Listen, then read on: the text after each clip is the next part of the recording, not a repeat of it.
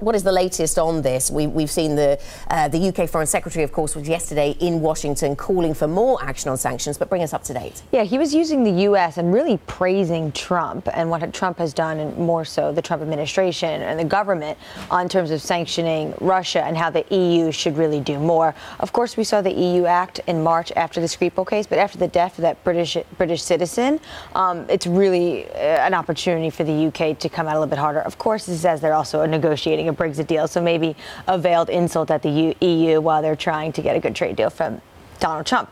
As of now, about 700 Russian individuals, government, as well as the government, are sanctioned. The sanctions today are have to do with U.S. goods and technology, lasers, electronics, technologies about oil and gas, and then in 90 days we can see actually more sweeping measures against the government. And what's interesting is yesterday we also saw more sanctions against Russia. This had to do with Russian ships in Vladivostok going to North Korea, as well as 3 hearings in the U.S. about Russia's sanctions and cybersecurity. So there's been a lot of pressure on Moscow this week, as well as Monday, Microsoft coming out as well to deal with Russia, what they're finding traces of Russia hacking traced back to the military. OK, so that's the backdrop to this. Greg, let's bring you into the conversation.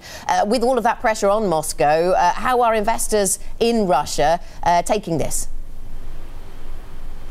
Well, it's been a nervous couple of weeks for Russian investors. The ruble took a beating when the first wave of these sanctions earlier this month started to be announced. Now it's down to about 2-year lows. Bond yields have spiked up, and just yesterday the finance ministry announced they're going to cancel this week's bond auction because demand is so unstable and investors have been fleeing.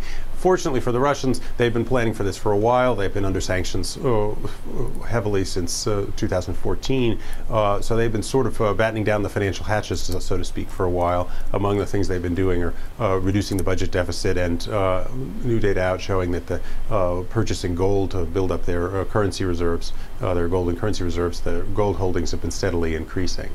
Anna?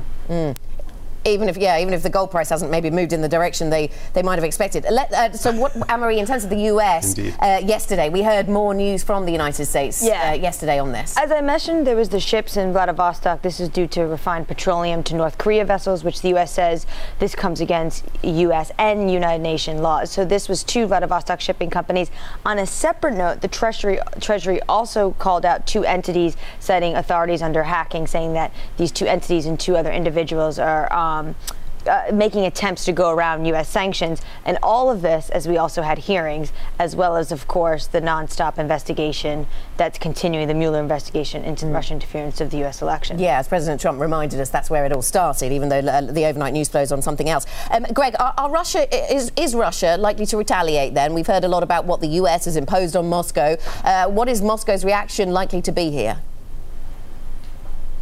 Well, for the moment, they're certainly unhappy about it and complaining vociferously publicly, but they don't seem to be moving to take any steps to actually retaliate at the moment. The reality is, so far, most of the U.S. sanctions that have been announced, the North Korean ones overnight, even the ones that are likely to be announced this week over the poisoning case, are relatively narrow. They target individual companies, narrow technologies used in military uses, that sort of thing. So their broader economic impact is limited. It's more sort of a sentiment issue and a matter of concern. The Russians, for the moment, have been trying to hold back. They don't have a whole lot of levers to pull. It's a relatively small economy compared to the U.S. There's not a lot of trade, not a lot of things that the Russians could do that would hurt the U.S. without substantially hurting the Russian economy as well. Anna? And how did we get to this point? Remind us, Greg, because just weeks ago we were talking about the bonhomie between Trump and Putin in Helsinki. Now things have changed, or maybe not, in that particular individual personal relationship. Indeed, it's really been quite a swing if you look at the overall atmosphere of the relationship coming out of the meeting in the middle of last month, where both presidents seemed quite warm and happy. That's ultimately what seems to have triggered the wave of new sanctions, because obviously in Washington there was a sense that Trump was overly chummy with Putin at that summit, and Republicans moved quickly to try to distance themselves from him on that. As a result, there was a push in Congress for new sanctions. Some people suggest that the other sanctions that the administration had been announced were part of a political effort to kind of head off the push in Congress for new restrictions.